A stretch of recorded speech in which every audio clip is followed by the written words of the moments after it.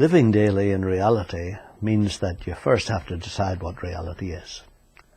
Is reality that this earth has resulted from a mindless, impersonal collision of atoms, or that it was created by an intelligent, superior being? As we've studied the story of the man known as Jesus of Nazareth, we've accepted that his Father made the earth and made each one of us as part of him. We're here for him to do through us what his Father wants done here on earth. Our fulfillment comes from cooperating with his Spirit inside us to bring this about. When we ignore that, we end up trying to get from the earth itself the love that our Maker has for us.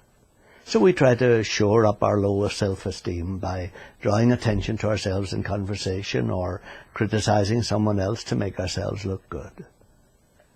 Because we miss the reality that our Maker cares about us and watches over our lives, we strive to get secure jobs that will supply our needs.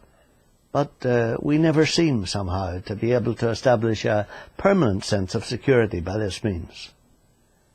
The result is our personalities become corrupted by this slavish dependence on things and other people, until we find we can't escape these strong selfish motives and self-centered attitudes even after we've begun to believe that there is really a loving Father who has made us in his Son.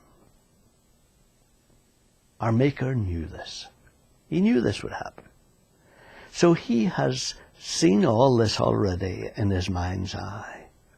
Before we ever appeared on the earth, he played the whole thing through in the reality of eternity, bore all the pain and death that we spread by our egocentric lives, bore it all in his Son, in whom we were made, so that here on earth we could experience a new start through his life. That start begins when you see that this present world is the world as it would have been if God had not destroyed it and remade it and us in his Son. That's the only way we can be delivered from our depraved enslavement to things and people and circumstances. Only God himself can actualize here in time the changed you that exists now in his Son, Jesus Christ. This occurs whenever you believe it and behave accordingly. For instance, a problem situation develops in the office. One of your fellow workers gives your boss a wrong impression about you, and there's just no way in which you can easily correct it. You see the effect of it every day in the way your boss obviously thinks about you. As this situation has hardened into permanence, your feeling about your job and the office has changed. You don't look forward to going to work anymore. And your previous pleasant relationship with your boss has changed so that you find yourself with suspicions and doubts that never bothered you before. You've read several how-to books about changing your attitudes. You've tried some of the little conversational pieces that they recommend. But somehow your very own nature seems to be twisted out of shape in regard to this one thing.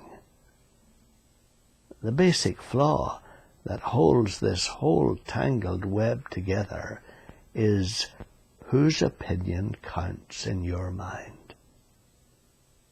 Your boss didn't make you, and he probably won't be at your funeral. He certainly won't be the first person you see after you die. Only one person will fill these spots, the one who made you. And he knew this whole thing would happen, just so that you would see what your whole existence would be like if you cared more for man's opinion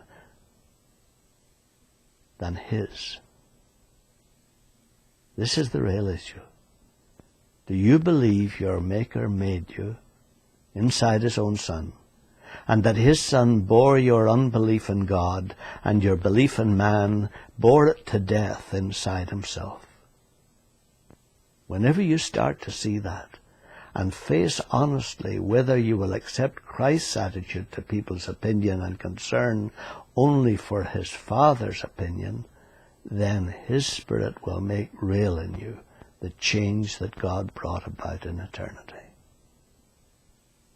If you are honestly willing to face reality, then you'll begin to live in reality.